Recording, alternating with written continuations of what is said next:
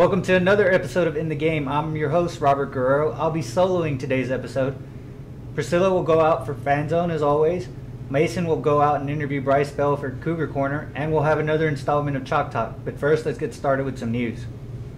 After a 2-game road trip, the football team remains undefeated after defeating UAB and Tulane on the road. The football team looks to be ranked in the top 10 in the BCS, going into the SMU game on Saturday, which has been finally given a start time at 2:30. The volleyball team looks off to finish their season strong against SMU and Tulsa. There's signings all around the athletic building today, as basketball has made 2 huge signings from here in the Houston area. Both players are in the top 20 of the Rivals.com rankings, and the women's basketball team looks to start off their season tonight against New Mexico State. All right, now let's throw it to some highlights.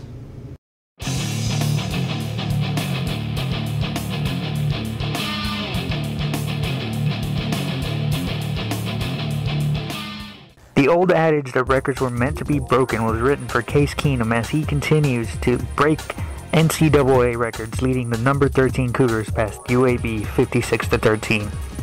On a night when all eyes were on Tuscaloosa, Alabama, Case Keenum's season just kept on getting better in Birmingham. A near-perfect passing game, another NCAA record, and a 9-0 start, 5-0 in Conference USA for the Houston Cougars. Keenum passed Timmy Chang's career record of 1,772 yards passing to become the all-time passing yards leader in NCAA history.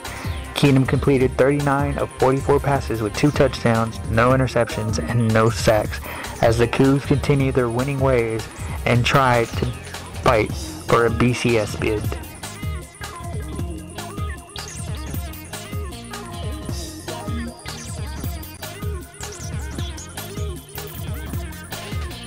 Men's basketball season is underway, and Alanis Harris and Kurt Van Slyke record career highs to push the Cougars 84-71 past Utah Valley. Alanis Harris had 20 points and 9 boards, and Van Slyke had 18 and went 10 of 11 from the line. The Cougars improved to 2-0 for the second straight season as Utah Valley fell 1-1, and Cougar fans are hopeful that this will be the return of prominence of the basketball program.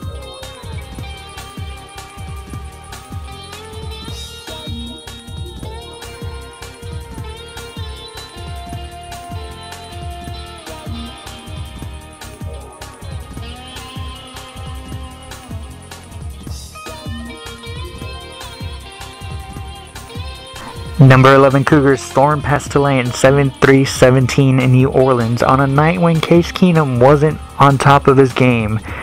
It's funny to say that because Keenum still had 325 yards for 3 touchdowns. His 3 touchdown passes went for 66, 23, and 8 yards to senior wide receiver Patrick Edwards, who also scored on a 70-yard punt return. It was Charles Sim who stepped up for the night for a career-high 270 yards rushing, including touchdown runs of 72 and 52 yards.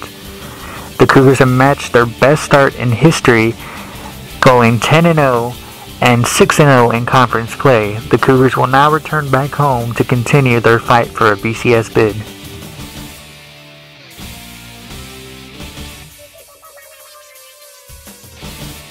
The men's basketball team seems to have picked off where the football team left off as they continue undefeated 3-0 after defeating Arkansas and Little Rock 87-72. Alanis Harris had another huge game with 18 points and 6 rebounds in his return to his hometown, and Kurt Van Slyke comes off the bench with 19 points. The Cougars improved to 3-0 for the first time in a few seasons. Alright, don't go away, because when we come back we'll go out with Priscilla for Fan Zone, and we'll also have Chalk Talk.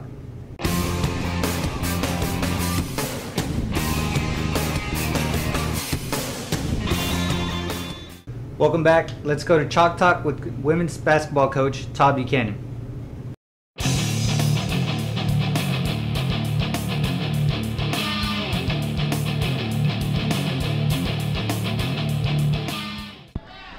I'm here with Coach Buchanan of the women's basketball team. Coach, thanks for being with us. Hey, thank you guys for having me. After last year's successful season, What are your goals for this season? Is it to win conference outright or just make it back to the tournament? Well, I think that that's a good question. I mean, obviously, as long as I'm here, I mean, we're gonna continue to raise the bar. Our goals have to be realistic, though, and I don't know what's realistic at this point in time in such early stages of the season and what's not. But yeah, certainly, we always want to try to get ourselves in position in our non-conference, to try to have a chance to go and win conference, either regular season outright or be prepared in March to go to Memphis as it would be this year, and have a chance to win the Conference USA, tournament championship. So things are really early. Obviously lost a heartbreaker the last week against New Mexico State. So, we're going to try to get our confidence back, try to build on that, and go from there. You lost a couple of the big pieces from last year's team they graduated on. You kept one as far as a graduate assistant. How do you think that's going to affect the team this year? Are the girls who were here last year and came off the bench in supporting roles, do you expect them to step up, or do you expect some of these freshmen and sophomores to step up and take leadership roles? I think it's going to be a collective of both. I think obviously, Brittany Mason, as you referred to, was a great piece to the puzzle last year. The glue to our basketball team. She's a GA this year, graduate assistant. She's been there, done that. Obviously brought Chandy Jones to be a part of the staff, all-time great. Her number and name, obviously hang in the rafters of Hawthorne's Pavilion, but. No, I think it's going to take a combination. Obviously, we're so young, but we're going to go as far really as P and Rocks can take us, and hopefully some of the freshmen can continue to learn and grow, and we'll have a lot to build on. As far as athletics goes in the university as a whole, the football team's doing great. The basketball team has their little motto of returning Phi Slamma Jamma. Is there anything that the girls are pushing forward to, or anything they want to accomplish to kind of keep the ball rolling as far as athletics goes here at the University of Houston? I think it's just, we're all here to build champions. I mean, that's kind of our motto as a complete athletic department. We want to build champions, not just for the future, but for life. And I think that's where we're at. I mean, obviously we were fortunate enough to be successful last year and go back to the NCAA tournament for the first time in 5 years. And, that's the last thing that I want. I mean, I don't want to wait, 3, 4, 5, 6 years down the road to go back to the NCAA tournament. I want it to be common ground for us to win championships consistently in a consistent fashion and get to postseason play. Okay, you're known for your recruiting style and getting the best players available to build your team. How do you see your team that you've built here so far, especially this being really your recruiting class? Well, obviously we saw things that we certainly liked in these kids, and they have to prove it. They have to come in and prove it day in and day out. And obviously, that's going to be a multiple task, in every facet. Youth is something that we all enjoy, and it's vibrant. But at the same time, we go through growing pains, and we're going through some growing pains right now, and we're having to learn and kind of have to do things on the fly, so to speak. But I'm encouraged. I mean, I'm encouraged. Always try to be a very positive guy, upbeat guy, and that's never going to change. I mean, we're gonna continue to build, and we're going to continue to work, our tail ends off to get to to the top of the mountain, so to speak. Okay, the students might not know much about this basketball team. How would you describe it? Is it kind of run and gun? Is it kind of control the pace, or what type of basketball team do you have? Work in progress is how I would probably describe this year's basketball team. Work in progress, but we're fiery, we're young, they're vibrant. Like I said a while ago, we want to be scrappy, we want to play hard, and obviously being 7 down the other night with 2 minutes to go, and then coming back and having a chance to win it or at least take it to overtime, I think that shows a lot. Shows a lot of resiliency on their part of it, and I think a lot of character as well. All right, Coach. Well, thank you for your time.